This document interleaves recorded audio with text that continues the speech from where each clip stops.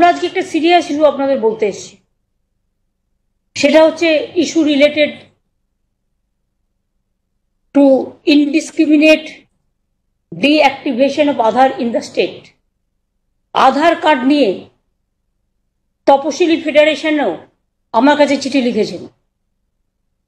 বিভিন্ন তপশিলি জাতির, নমশূদ্র মানুষের, মতুয়া সম্প্রদায়ের মানুষের, এক ধরনের গরিব মানুষের তাদের আধার কার্ড আমাদের না জানিয়ে, রাজ্যকে, ডিস্ট্রিক্ট ম্যাজিস্ট্রেটকে না জানিয়ে, ইভেন যার কার্ডটা পুরো ডিঅ্যাক্টিভেটেড করে দেওয়া হচ্ছে, তাদের একবার ফিজিক্যালিও জিজ্ঞেস করার প্রয়োজন মনে করেনি যেটা আধার কার্ডে প্রভিশন আছে এবং কেন কাটা হচ্ছে সে জানতে পারছে না।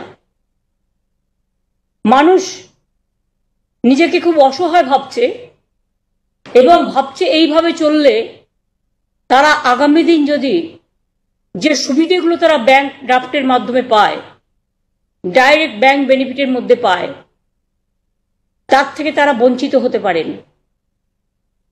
এটা তো বিজেপির প্ল্যান নয় ইলেকশনের আগে এনআরসি করা।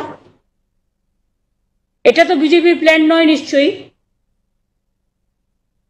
যে আগে মানুষের আধার কার্ডগুলো কেড়ে নিলাম, তারপরে আমি বলবো আমি তোমায় কে দেবো। আর আগে তো যে যে জিনিস পাচ্ছে তার সম্মান থেকে তাকে বঞ্চিত করে দেওয়া হচ্ছে। এরা তো টাকা দিয়ে রীতিমতো আধার কার্ডটা করেছে।